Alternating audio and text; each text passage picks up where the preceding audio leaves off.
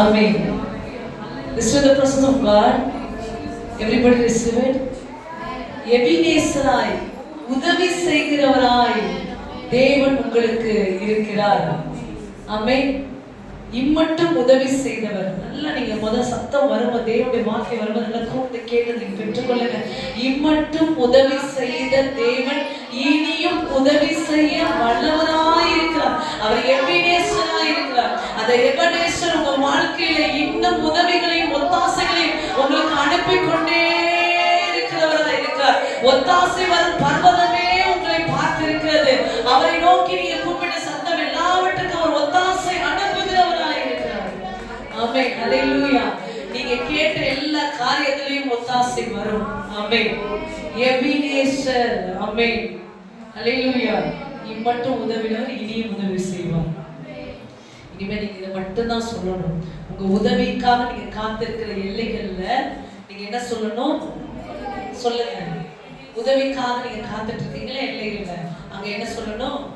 இம்மட்டும் உதவினர் இனியும் உதவி செய்ய வல்லவராய் இருக்கிறார். வல்லமை, அவருடைய வல்லமை தான் உதவி செய்ய போது. அதான் நம்ம பார்க்க போறோம். ஆமே. அவருடைய வல்லமையை கண்டு நீங்க ஆச்சரியப்பட போறீங்க. அப்படியாய் கர்த்தர் நமக்கு உதவி செய்கிறவராய் இருக்கிறார். ஆமென். ஹல்லேலூயா. அதனால கர்த்தருக்குள்ள சந்தோஷமா இருங்க. உங்களுக்கு உதவி செய்ய இந்த உலகத்துல ஒருத்தர் இருக்கிறாரு. ஆமென். யார் உங்களுக்கு உதவி செய்யறாங்களோ இல்லையோ, கர்த்தர் உங்களுக்கு உதவி செய்கிறவர் இருக்கிறாரு. அவர் உன்னை நேசிக்கிறாரு. ஹல்லேலூயா.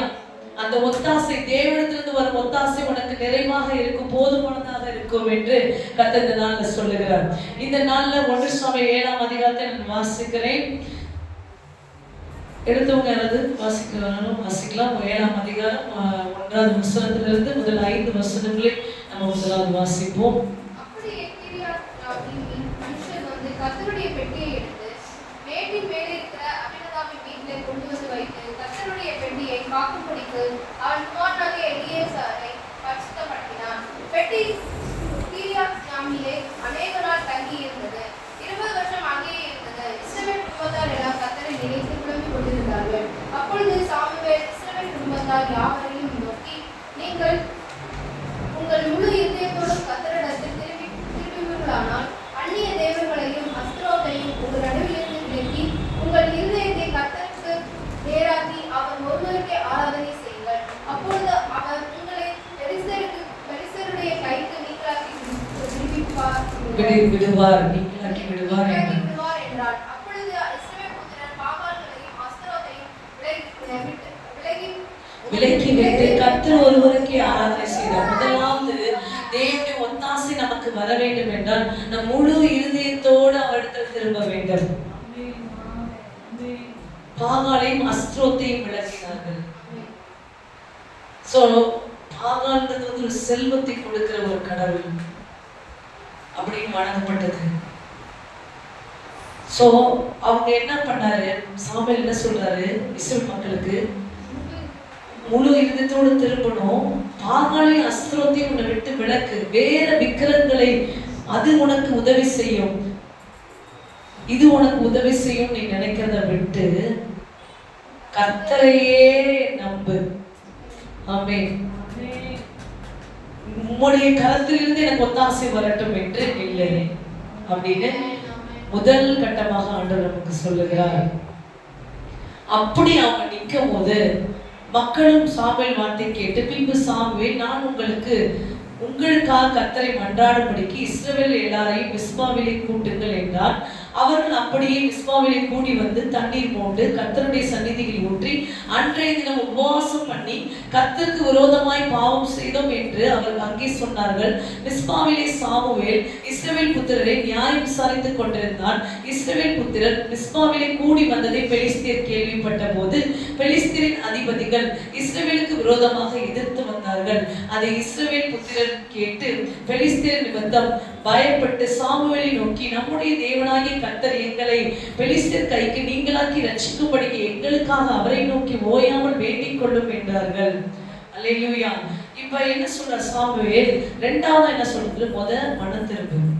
ரெண்டாவது தேவனுக்கு பலி செலுத்து. அப்படின்னா பலி இன்னைக்கு என்ன? உங்களுடைய இருதயம் தான். ஜீவ பலியாய், சர்வாங்க தகன பலியாய் அர்ப்பணிப்பு. உங்களை நீங்க ஆண்டவர்கிட்ட அர்ப்பணிச்சு ஆராதனை செய்ய வேண்டும். அந்த பழியை செலுத்தி கொண்டிருக்கும் போது என்ன நடந்தது? நீங்க அப்படி செய்யும் போது, ஆராதனை செய்து கொண்டிருக்கும் போது, பெலிஸ்தியர் இவங்க எல்லாரும் மிஸ்பால நிக்கிறாங்க, இஸ்ரவேல் எல்லாம் மிஸ்பால நிக்கிறாங்கன்றதை கேள்விப்பட்டு, பெலிஸ்தியர்கள் என்பவர்கள் ராட்சசர்கள். இன்னைக்கு கூட உங்க வாழ்க்கையில பல பேர் ராட்சசர்கள் கேட்டிருக்காங்க. பெரிய ராட்சசர்கள் இருக்கலாம் உங்க வாழ்க்கையில். அத்தனை ராட்சசர்களும் நீங்கள் எங்கே இருக்கிறீர்கள் என்பதை கண்ணோக்கமா இருக்கிறாங்க. அது மாதிரி மிஸ்பால இஸ்ரவேல் எல்லாரும் கூடி இருக்காங்கன்றத தெரிஞ்சோடனே பெலிஸ்தியர் எல்லாரும் என்ன பண்றாங்கன்னா, அந்த மிஸ்பாவுக்கு வந்து அந்த இடத்துக்கு எதிராக யுத்தம் பண்ண வராங்க. ஆனா இவங்க மிஸ்பால எதுக்கு கூடியிருக்காங்க? ஆண்டவரை ஆராதனை செய்ய கூடியிருக்காங்க. இந்த இடத்துக்கு பெலிஸ்தியர் ராட்சசர்கள் எல்லாரும் வராங்க.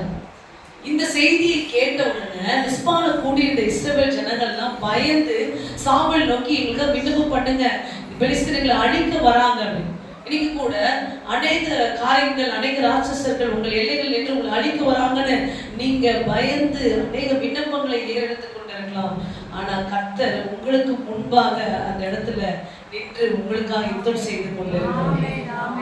அவன் கூட்டம் கூடி வரதுக்கு முன்பே கர்த்தர் அந்த இடத்துல இருப்பார். ஆமே. உனக்கு எதிராக வரதுக்கு முன்னாடி, உனக்கு முன்னாடி அவர் நிற்பார். ஆமே. அல்லேலூயா. 8வது வசனம் வாசிக்கிற, சாமுவேலை நோக்கி வேண்டிக் கொள்ளுங்கள் என்று சொன்னாங்க. 9வது வசனம், அப்பொழுது சாமுவேல் பால் குடிக்கிற ஒரு ஆட்டுக்குட்டியை பிடித்து அதை கர்த்தருக்கு சர்வாங்க தகனபலியாய் இஸ்ரவேலுக்கு கர்த்தரை நோக்கி வேண்டிக் கொண்டான். கர்த்தர் அவனுக்கு மறுமுறை அருளி செய்தார். சர்வாங்க தகனபலி அப்படின்னா உங்களை முழுவதுமா அர்ப்பணிக்கிறது. அல்லேலூயா. அப்படி நீங்க அப்பனா நீங்க வேற எதையும் நம்பிக்கிட்டு இருக்க கூடாது. எனக்கு அது உதவி செய்யும், இவங்க உதவி செய்வாங்க, அவங்க காப்பாத்துவாங்க, அம்மா காப்பாத்துவாங்க, அப்பா காப்பாத்துவாங்க, இல்ல கூட பிறந்தவங்க காப்பாத்துவாங்க, இல்ல கணவர் காப்பாத்துவாங்க, இல்ல பிள்ளைங்க காப்பாத்துவாங்க. இல்ல, எல்லாத்தையும் விட்டுட்டு ஆண்டவரே நீர் தான் என்னை காப்பாற்ற வேண்டும், சர்வ சாஷ்டாங்கமாய் அவர்கிட்ட நீங்க உதவிக்காக நிற்கணும். அதுதான் இந்த இடத்துல. அப்படி வேண்டிக் கொள்ளும் போது சாமுவேல் இதை செய்து வேண்டிக் கொண்டார். சாமுவேல் சர்வாங்க தகன பலியை செலுத்துகையில் பெலிஸ்தியர் இஸ்ரவேலின் மேல் யுத்தம் பண்ண நெருங்கினார்கள். இப்பதான் ஆண்டவருடைய செயலை வல்லமை. கர்த்தர் மகா பெரிய இடி முழக்கங்களை பெலிஸ்தியர் மேல் அந்நாளில் முழங்க பண்ணி அவர்களை கலங்கடித்ததினால் அவர்கள் இஸ்ரவேலுக்கு முன்பாக பட்டு விழுந்தார்கள். பட்டு போய் விழுவாங்க சொல்லுவாங்க. ஆமா, விழுந்து போனாங்க. அவங்க ஓடி துரத்தி அடிப்படி ஓடுறாங்க. பாதி பேர் விழுந்து போறாங்க. ஏன்னா இடி விழுகுது. அல்லேலூயா. உன்னுடைய வாழ்க்கையில இடியை போடணும்னு நினைச்ச தலையில ஆண்டவர் இடியை போட்டு. அல்லேலூயா. உனக்காக எப்படி யுத்தம் செய்யறாரு பாருங்க ஆண்டவர். அல்லேலூயா. இடி முழக்க சத்தம் கேட்டு அவங்க எல்லாம் அப்படியே விழுந்து போறாங்க. அந்த இடத்தை எல்லையை விட்டு இடி முழக்க சத்தத்தினால ஆண்டவர் யுத்தம் செய்கிறார். ஆமென். அல்லேலூயா. கேளுங்க ஆண்டவர். இதெல்லாம் ஏன் திருப்பி திருப்பி நிறுத்தி படிக்கிறேன் அப்படின்னா, என் சத்துருக்களும் உடைய இடி முழக்க சத்தத்தை கேட்டு ஓடணும் ஆண்டவர். கேட்கணும். நீங்க இடி முழக்க இடி கேட்டுனீங்களே, எப்படி கேட்பீங்க? இல்ல அந்த இடிச்சோன்னீங்க அப்படின்னு கேக்குறீங்களா? எப்படி கேக்குறீங்க? உள்ள இருக்க இருதயத்துல ஒரு அதிர்வு உண்டான மாதிரி இருக்கும். அல்லேலூயா. எங்க நம்ம மேல விழுந்து